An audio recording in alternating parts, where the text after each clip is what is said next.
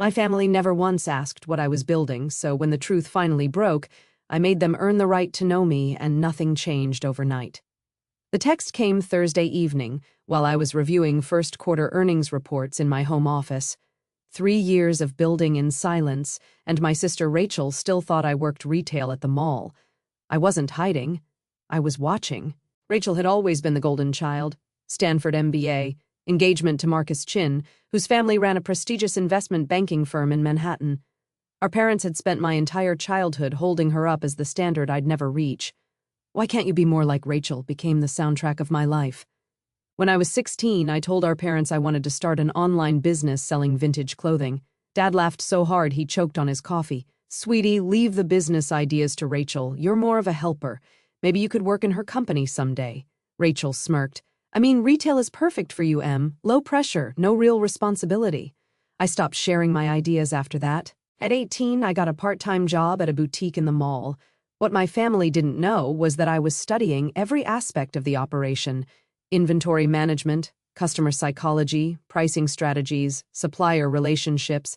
The owner, Margaret, was 67 and treated me like the daughter she never had. "You have an eye for this," Margaret told me after 6 months. "You see patterns I miss." I spent my evenings taking online courses in business analytics, digital marketing, and supply chain management. I saved every penny from my retail job. I watched, learned, and planned. Meanwhile, Rachel sailed through her MBA program. Every family dinner became a celebration of her achievements: internship at Goldman Sachs, job offers from 3 top firms, promotion to associate director at 26. "Your sister is going places," Dad would say, looking at me with barely concealed disappointment. "Maybe she can help you get a better position at a corporate store or something." I smiled politely. Maybe. What they didn't see was the spreadsheet on my laptop, the business plan I'd refined 47 times, the supplier relationships I'd been building through Margaret's connections, the gap in the market I'd identified: sustainable vintage fashion for General Z consumers who wanted unique pieces with verified authenticity. When I was 23, Margaret got sick. Stage 4 pancreatic cancer. She called me to her hospital bed and handed me a folder. "I'm leaving you the boutique," she said. "Not because I pity you, because you're the only person who understands what I built here, what it could become, Margaret. I can't. You can, and you will." Her grip on my hand was surprisingly strong. "But Emily, promise me something. Don't let anyone make you small. I watched your family at that Christmas party. They don't see you. Build something so big they can't look away." She died 2 weeks later, left me the boutique, her supplier contacts, and $47,000 in savings with one instruction: make it matter. I took a week to grieve, then I got to work. I kept the physical boutique running. My family still thought that's all I did. But I'd also launched an e-commerce platform, Authentic Vintage, every piece verified, authenticated, and accompanied by its history. I hired 3 college students to help curate pieces. I developed an authentication process that became industry-leading. The first year, we did $340,000 in revenue. I lived in my studio apartment, ate ramen, and reinvested everything. My family never asked about my life. At Christmas that year, Rachel announced her promotion. I brought a bottle of wine and listened to everyone celebrate her brilliance. "Still at the boutique?" Dad asked during dessert, the way someone might ask about a terminal illness. "Yes," I said simply. "Well, everyone's path is different," Mom added with practiced sympathy. "Not everyone is cut out for corporate success." Rachel squeezed her fiancé Marcus's hand. "At least Emily has job security. Retail always needs workers." I smiled. "That's true."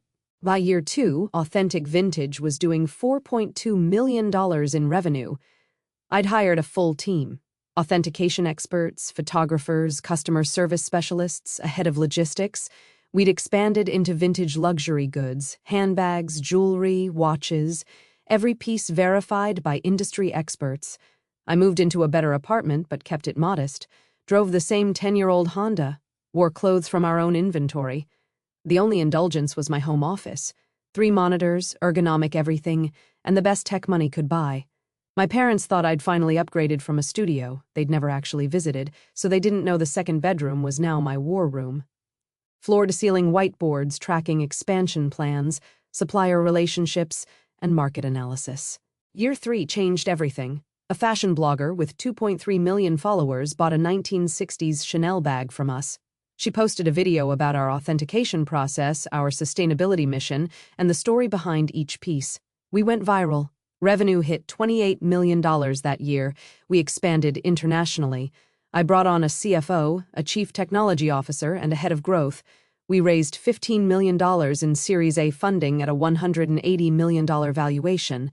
I maintained majority ownership, 73% of voting shares. Forbes reached out for their 30 under 30 list. I declined, too visible. TechCrunch wanted to profile the mysterious founder of Authentic Vintage. I said no through my PR team. The Wall Street Journal had been persistent for 8 months. They wanted to do a feature on young entrepreneurs revolutionizing sustainable commerce. My PR director, Sarah, kept pushing me. Emily, this is the Wall Street Journal. This is legacy coverage. This puts you on the map with institutional investors, potential acquisition partners, and my family reads the Wall Street Journal, I said quietly. Sarah paused. Is that a problem? I thought about Margaret's words. Don't let anyone make you small. Schedule it, I told her. But I want publication control on timing. The interview happened in February. The journalist, Patricia Morrison, spent 3 days with me, toured our authentication facility, interviewed my team, reviewed our financials. Why the secrecy, she asked during our final session. Most founders your age are building personal brands alongside their companies. Because I wanted to build something real before anyone told me I couldn't, I said. And because the people who should have believed in me didn't, I needed to prove it to myself first. Patricia's eyes softened. And now? Now they can read about it in the Wall Street Journal. We scheduled publication for April 9th, Easter Sunday. Rachel's text arrived April 6th, 3 days before publication. Skip Easter. My fiancé's family are investment bankers. Your retail job would embarrass us. I stared at the message for a long time, thought about all the dinners I'd sat through while they celebrated Rachel's achievements, all the comments about finding my path and doing my best. I could have told her then, could have sent her the link to our Series A announcement, could have mentioned the quarterly revenue that exceeded her annual salary by a factor of 40. Instead, I typed, "Understood." Rachel responded immediately, "Thanks for understanding, Em. You know how important this is for my career. Marcus's parents are very connected. Can't have any awkwardness." I replied with a thumbs-up emoji. Then I called Sarah. Move the Wall Street Journal publication to Easter Sunday morning edition. Front page of the business section if they'll do it. They've already agreed to front page, Sarah said. Are you sure about the timing? Absolutely certain. The article was titled, "The 28-year-old who built a $240 million e-commerce empire, how Emily Morrison revolutionized vintage commerce while everyone thought she worked retail." Patricia had done her homework. The piece detailed everything. Margaret's mentorship, the bootstrapped beginning, the authentication innovation, the viral growth, the funding rounds, and the current valuation of $240 million. She'd interviewed our investors, our employees, and several industry experts who called Authentic Vintage the most important authentication platform in sustainable luxury commerce. There was a photo of me in our authentication facility, surrounded by vintage Hermes bags and Rolex watches, looking every inch the CEO I'd become. The article went live at 6 a.m. Easter Sunday. By 6:47 a.m., my phone started exploding. The first call was from my college roommate, Emily. "The Wall Street Journal, are you kidding me right now?" Then my former professor. "I just read the Wall Street Journal. I always knew you had something special." Then texts from business contacts, investors I'd met at conferences, former employees from the boutique, my PR director. "Emily, we're trending on Twitter. Bloomberg wants an interview. CNBC is asking for a segment on Monday." I silenced my phone and made coffee. Imagined my family sitting down to Easter brunch at Rachel's future in-laws' estate in Connecticut. Imagined someone pulling out their phone to check the news. The first message from my family came at 9:23 a.m. Rachel, "Call me right now." Then Mom, "Emily, we need to talk. There's an article." Then Dad, "Is this some kind of joke?" I didn't respond to any of them. Instead, I drove to Margaret's grave, brought fresh flowers, peonies, her favorite, sat on the bench nearby and read the article out loud to her. "You told me to make it matter," I said to the headstone. "I think we did it, Margaret. I really think we did." My phone buzzed continuously. I turned it off. By noon, my personal assistant texted my backup phone. Your family is calling the office. Your mom found the main line. She's called 14 times. Don't answer, I replied. At 2 p.m., I turned my phone back on. 47 missed calls, 63 text messages. Rachel's messages escalated from demanding to desperate. 9:23. Call me right now. 9:45. Marcus's parents saw the article. 10:12. Everyone is asking why I said my sister works retail. 10:47. His mother just asked why we uninvited you. 11:23. Emily, this is destroying my Easter. 12:15. Marcus's dad wants to talk to you about investment opportunities. 1:34. Please call me back. His family thinks I'm a liar. Mom's messages followed a similar trajectory. 9:31. Emily, what is this article? Did you lie to them? 10:02. People are calling us asking about your company. 10:45. Your father is very upset. How could you keep this from us? 11:30. Rachel's fiancé's family saw the article. They're asking why we didn't mention your success. 12:50. This is very embarrassing for us, Emily. We look like we don't know our own daughter. Dad's messages were shorter but more frequent. 9:38. Is this real? 9:52. Why didn't you tell us? 10:15. I need the name of your CEO. 10:48. We should talk about investment opportunities for the family. 11:40. Emily, answer your phone. 11:45. This is unacceptable. We're your family. I made myself lunch, responded to work emails, scheduled meetings for the week. At 3 p.m., I finally replied to the family group chat with a single message. I'll be available to talk Tuesday after 2 p.m. Enjoy your Easter. Rachel called immediately. I let it ring. She texted, You can't do this to me. I replied, You uninvited me, remember? Your retail job would embarrass us. I'm just respecting your wishes. That was before I knew. Before you knew what? That I was worth talking to? That I was successful enough to acknowledge? You made it very clear what you thought of me. My phone rang again. Rachel, then Mom, then Dad, then Marcus, Rachel's fiancé, who I'd met exactly twice. I turned the phone off and spent the rest of Easter Sunday reading the responses to the Wall Street Journal article. The business community was buzzing. 3 acquisition inquiries came through my business email. 2 major investors requested meetings. CNBC confirmed their Monday morning segment. Tuesday at 2 p.m., I sat in my office and called my parents on video chat. They appeared on screen, sitting on their couch, Dad in his reading glasses, Mom with her hair perfectly styled despite the obvious stress on her face. Emily, Mom started, her voice tight, we've been trying to reach you for 3 days. I said I'd be available Tuesday after 2. It's 2:01. Dad leaned forward. Young lady, you owe us an explanation. How could you keep something this significant from your family? I let the silence stretch. Took a sip of my coffee. Dad, when I was 16, I told you I wanted to start an online business. You laughed. Said business was for Rachel, not me. Said maybe I could work in her company someday as a helper. That was years ago. When I was 18, I got excited about the boutique job. You asked Mom if I needed help finding something with a future. At every family dinner for 10 years, you've asked Rachel about her career and asked me if I was still at that little shop. Mom's face flushed. We were concerned for your stability. You were embarrassed. There's a difference. I pulled out my tablet. Let me show you something. I shared my screen, pulled up a document, a timeline of every family gathering for the past 5 years. Christmas 2020? Rachel announced her promotion. Gifts received. Mont Blanc pen from Dad, $500 gift card from Mom. Family toast in her honor. I brought wine. You asked if I needed money for rent. Thanksgiving 2021. Rachel shared her engagement news. Celebration lasted 45 minutes. You asked me 3 questions total. Still at the boutique? Was I dating anyone? Did I need help with my taxes? Easter 2022. Rachel discussed wedding venues. When I tried to share that the boutique had a good quarter, Dad changed the subject to ask Rachel's opinion on wine investments. Christmas 2023. Rachel's bachelorette party planning.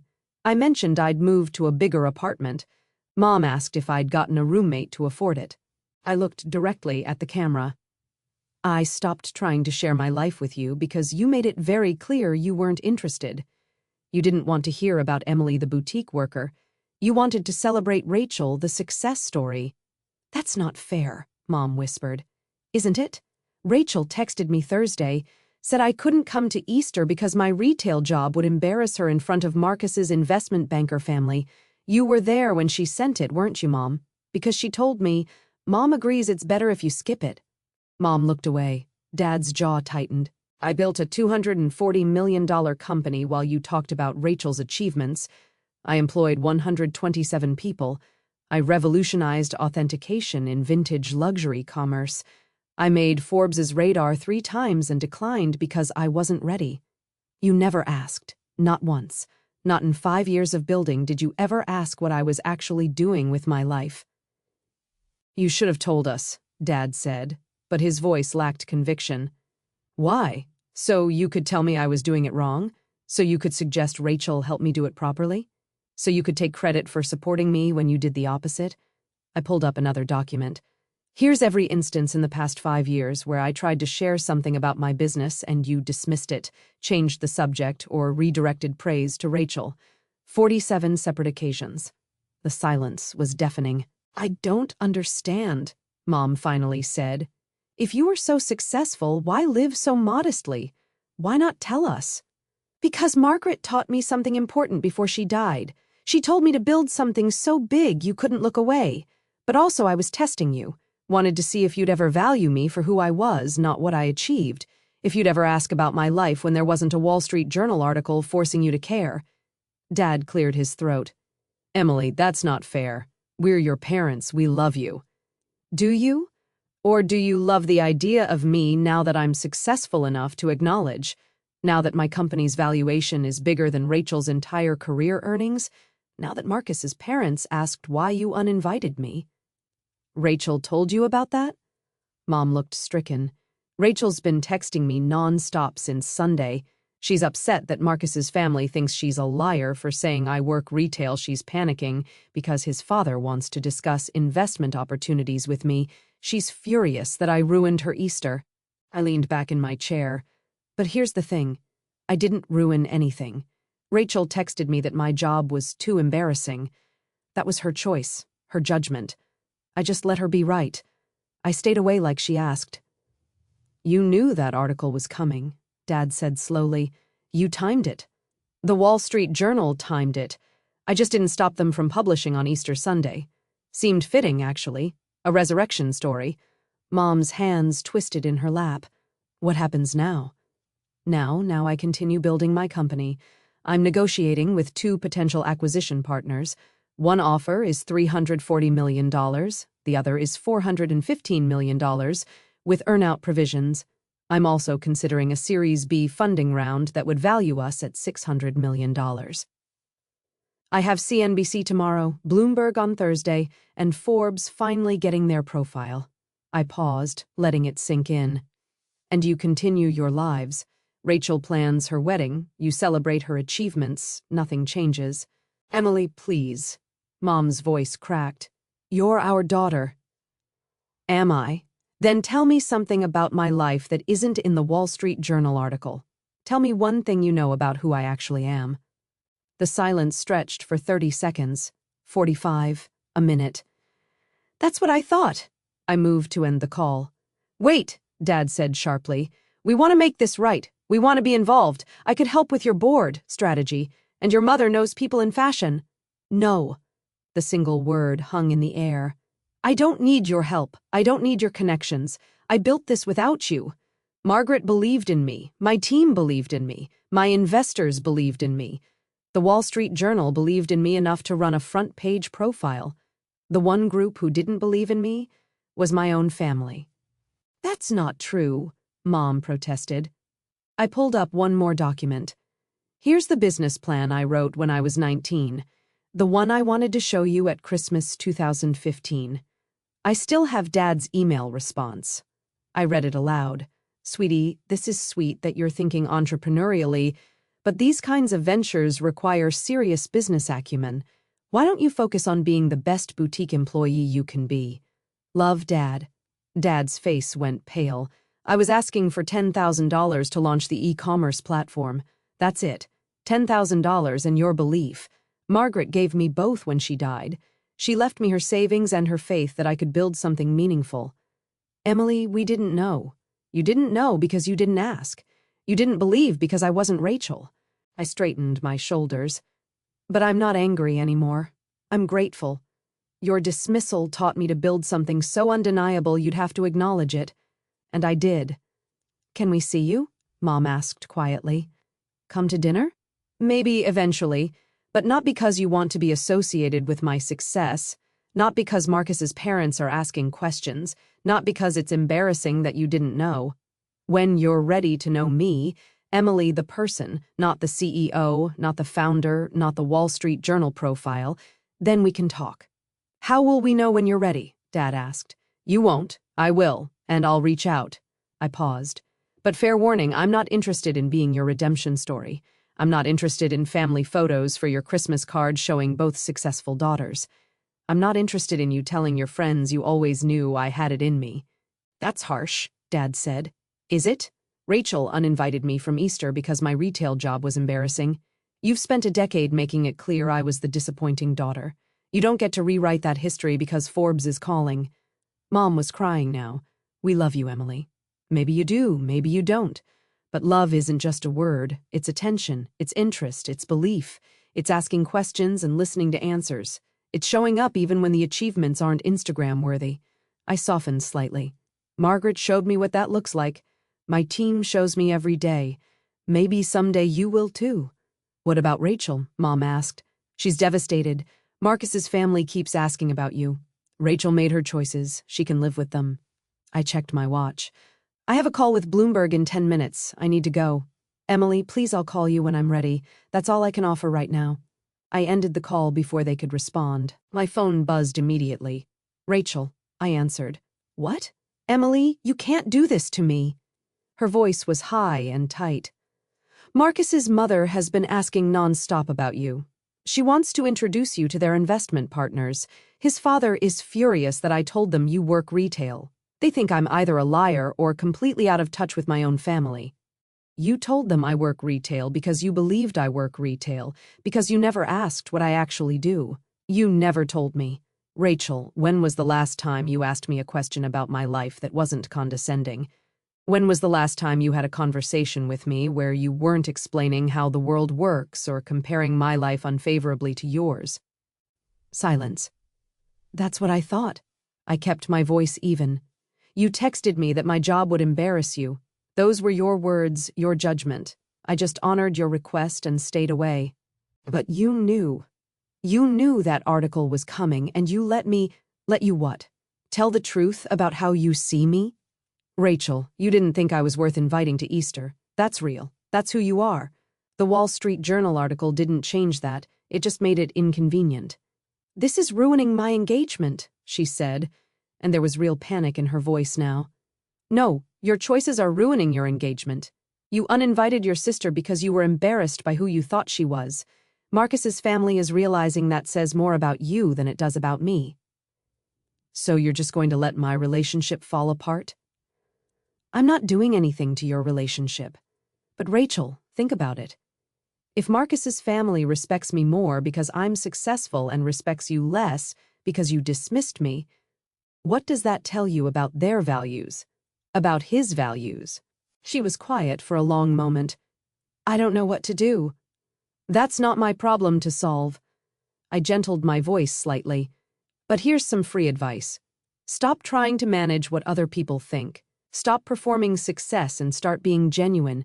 And maybe, just maybe, ask yourself why you needed to exclude your sister to feel worthy of your fiancé's family. She trailed off.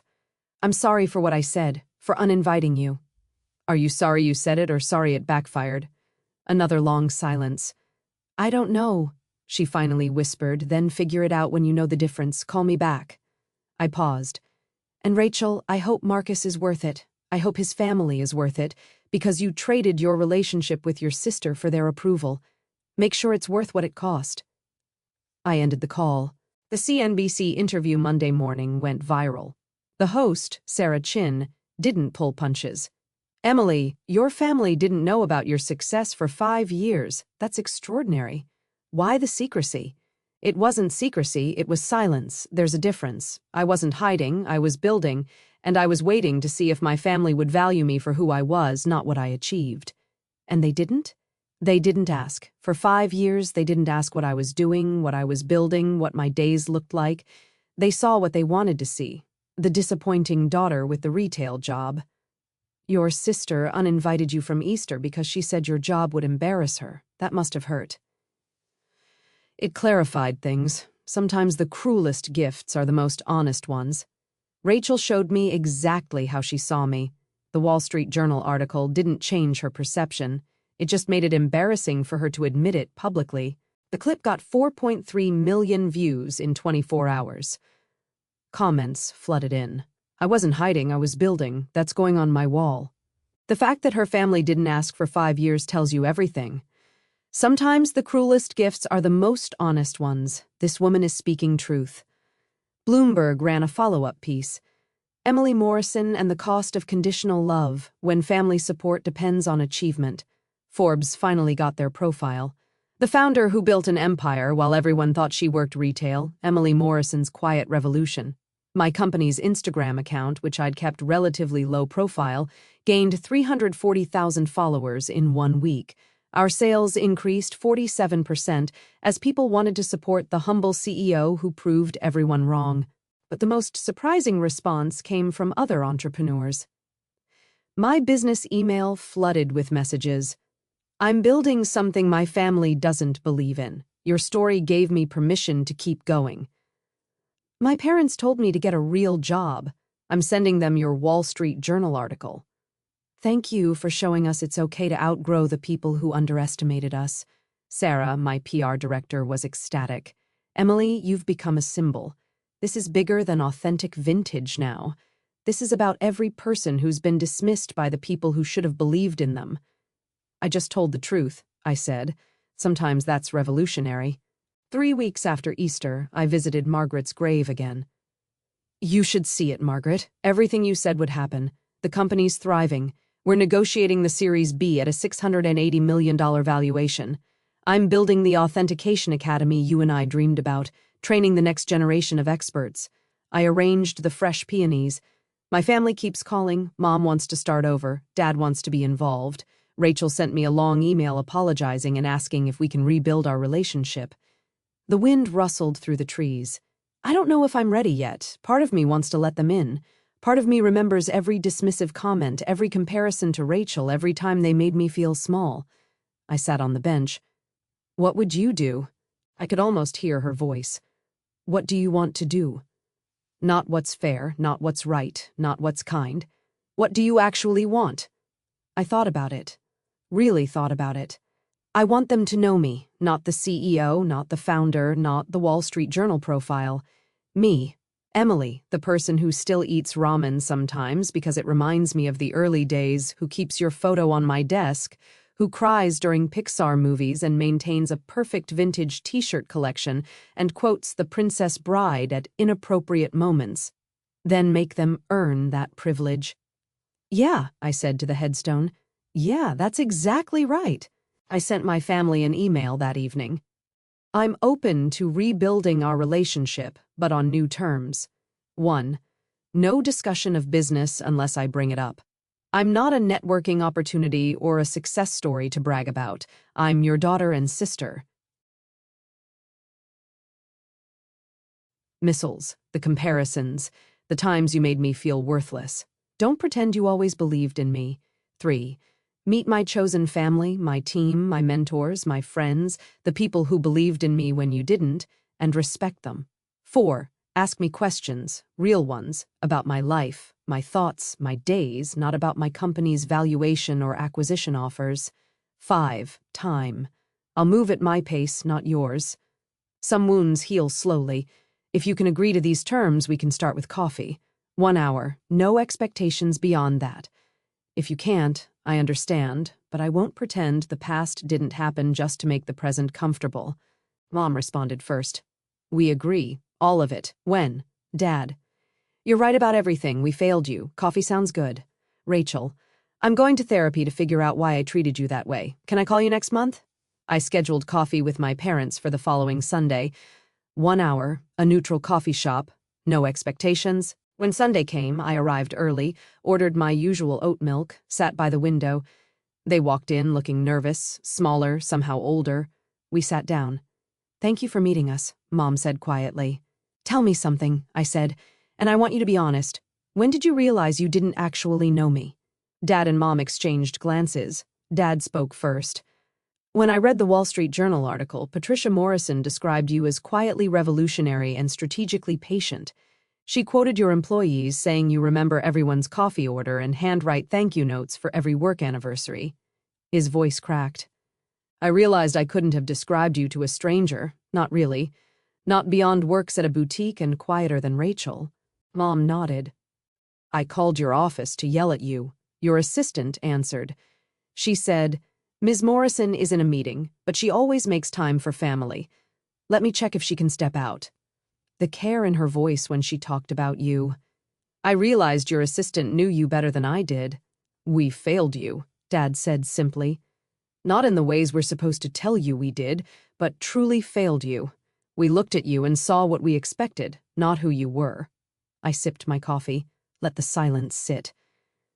"I'm not sure I can forgive that quickly," I said, "but I'm willing to try to rebuild something. It won't be what we had. It'll be different." "We'll take different," Mom said. "We'll take anything you're willing to give." We talked for 90 minutes. I told them about Margaret, about the early days of the business, about the moment I knew authentic vintage would work. They listened, really listened.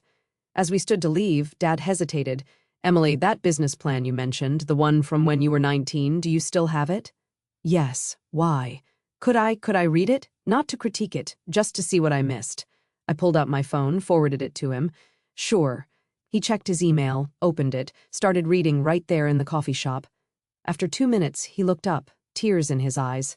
"This is brilliant. This is Emily. This is exactly what you built 5 years before you built it. You knew." "I know. And I told you to focus on being a good employee." He shook his head. "I'm so sorry. I know that too." I touched his arm. "But Dad, I don't need you to fix the past. I need you to be present in the future. Can you do that?" "Yes," he said firmly. "Yes, I can." 6 months later, Authentic Vintage sold to a major luxury conglomerate for $425 million. I maintained creative control and stayed on as CEO with a 5-year contract. My personal take was $310 million after taxes. I started the Margaret Chin Foundation for Young Entrepreneurs, providing seed funding, mentorship, and belief to young people whose families don't support their dreams. First-year grants, $15 million to 127 entrepreneurs. Every recipient got the same letter I did.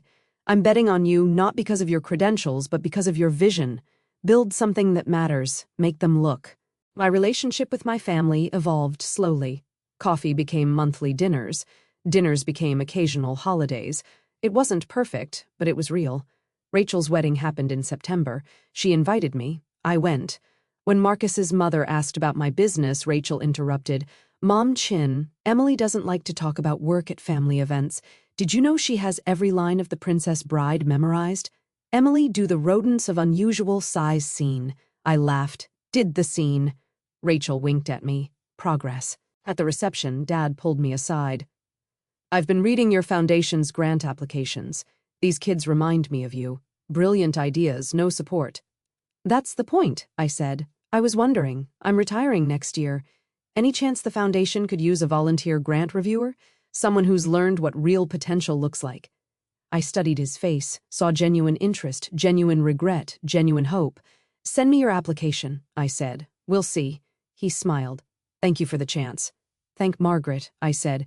"She's the one who taught me that everyone deserves someone who believes in them, even people who didn't believe in themselves soon enough." The Wall Street Journal ran a follow-up piece 1 year later. Emily Morrison's Margaret Chin Foundation, betting on the dismissed. The final paragraph read, "When asked what she wants her legacy to be, Morrison doesn't hesitate. I want every person who's been told they're not enough to know that the people who dismiss you are just admitting they can't see clearly. Build anyway, succeed anyway, and when you do, remember who believed in you when believing cost something. Those are your people. Everyone else is just audience." I framed that paragraph, hung it next to Margaret's photo in my office. Below it, I added one line in my own handwriting. I wasn't hiding. I was building. There's a difference.